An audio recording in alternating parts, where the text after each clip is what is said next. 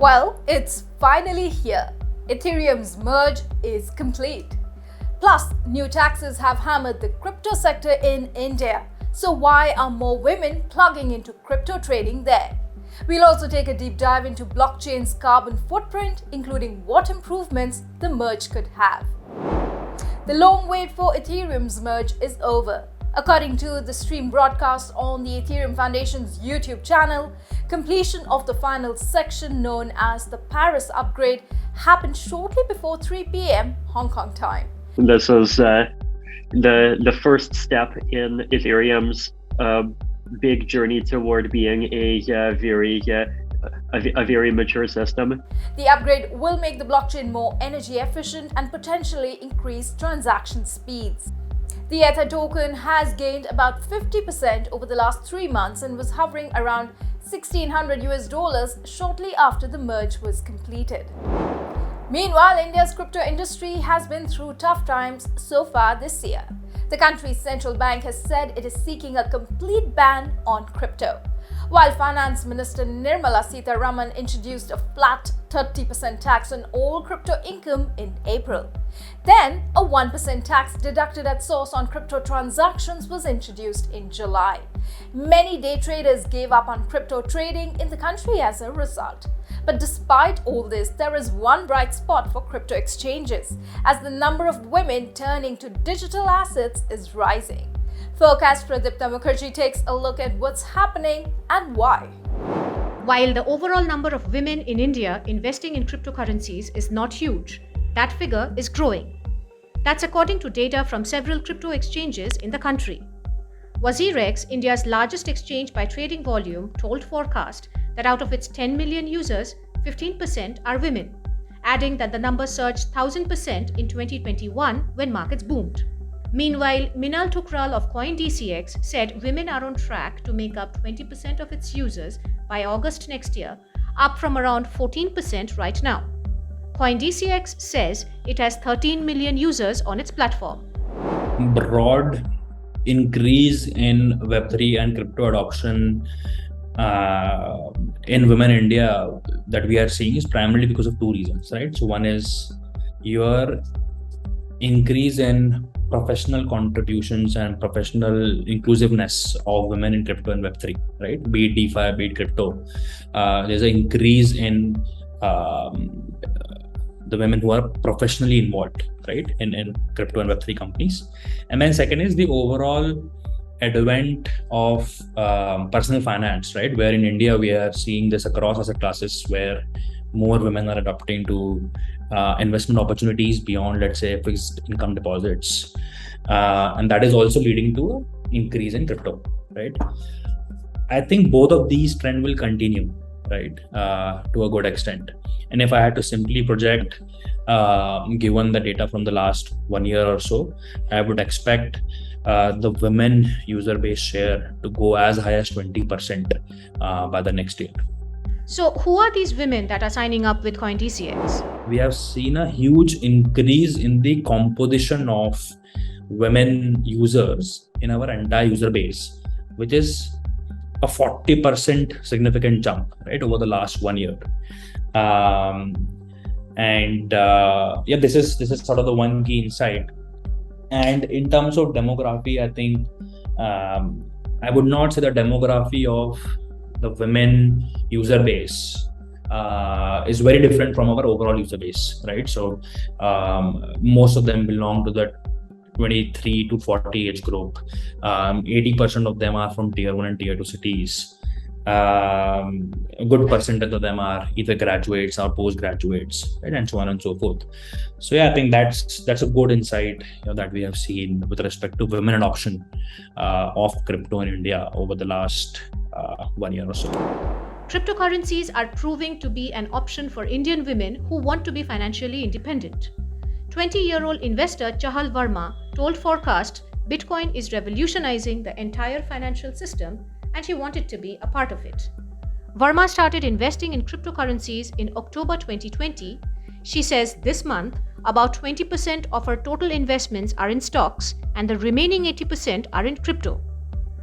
Meanwhile, Digital entrepreneur Nisha Muthneja explains that she does her own research and invests only on those cryptos that appear to have real usage. Muthneja said that cryptocurrencies may go down sometimes, but the ones with real usage will always find people buying them. So, are Indian women looking to invest in crypto long term? Tukral thinks so. So we are definitely seeing an increasing number of women participation in investing. There was an increase in the percentage user base from the last year or so. And as I said, a good 85 to 90% are looking into more long-term investments. And the behavior is very similar to the global sort of user base that we have. In Kolkata, India, I am Pradeepta Mukherjee, Forecast. Melting glaciers in Antarctica, epic wildfires in Australia, unseasonal rains destroying crops. There's no denying that climate change is real and sustainability is the need of the hour. While cryptocurrencies and their popularity has got people worried about the carbon footprint that's generated by these digital assets. So let's dive deeper into this with Oriyayu Ayodele, who's the program manager for Filecoin Green. Oriyayu, some reports say Bitcoin mining is emitting as much carbon dioxide into the atmosphere as New Zealand. Now that's a pretty shocking figure to say the least. Give us your perspective on carbon footprint of blockchain technology. There has been a lot of talk about the implications of energy use, especially with what is happening around the world and everything. But a lot of that attention is Bitcoin is very energy intense. But say Filecoin, for example, it uses 1% of all energy that data centers use around the world. So there are different types of blockchains that are more energy intensive, but there are other blockchains that are not energy intensive and do consume energy at a much lower rate than other sources of energy. And what we're doing at Filecoin Green and what others are doing in this space is really trying to mitigate the amount of energy that we use. And even if we're trying to balance out and to really look at the emissions that these blockchains are emitting and how do we reduce the energy use of that around the world. So that the claims do make sense and the claims are true when you're looking at proof of work sort of blockchains, but many blockchains are moving away from that, just as everyone is talking about Ethereum changing and everything. But us at Filecoin Green have always how we use the blockchain is really to mitigate as much energy use as possible. Now, to pick up from your mention of the Ethereum merge, the transition to proof of stake for them is expected to reduce the currency's carbon footprint by 99%. So tell us about how does one incorporate green tech developments into chains that are already existing, that are older, that are already at work? How does one make blockchains sustainable? So for example, I will talk about what we're doing at Filecoin Green, is that we really are trying to make environmental accounting a Web3 superpower. And you are able to, right now, with sort of the environmental claims, environmental accounting, anybody can claim that they're reducing their carbon emissions, that their ESG claims, that they are really environmentally sound and verifiably sound. But anybody can make those claims. And what we really want to do is to prove and to verifiably prove that we are measuring and reducing the environmental impacts. So other blockchains can use some of the tools that we are already using at Filecoin Green to sort of reduce and verify their carbon emissions. So for example, you can evaluate the energy use of your network. You can also connect your network to renewable sort of energy uses. And then also those miners that you have in your blockchains, you can also make them more sustainable through tools, through sort of like the guidance and grants. So with the tools and the APIs that we're building and that are in our pipeline, and those that we're also supporting through our grants process, which I help lead, that we will really make all of the blockchains as verifiable and sustainable as possible. That is such an essential point, isn't it? Just claiming to be green is not enough. You need to back it up and have proof that people are actually doing their bit to make a difference. And that really brings me to the next question. You mentioned ESG, and that's been such a buzzword in corporate circles for the last few years.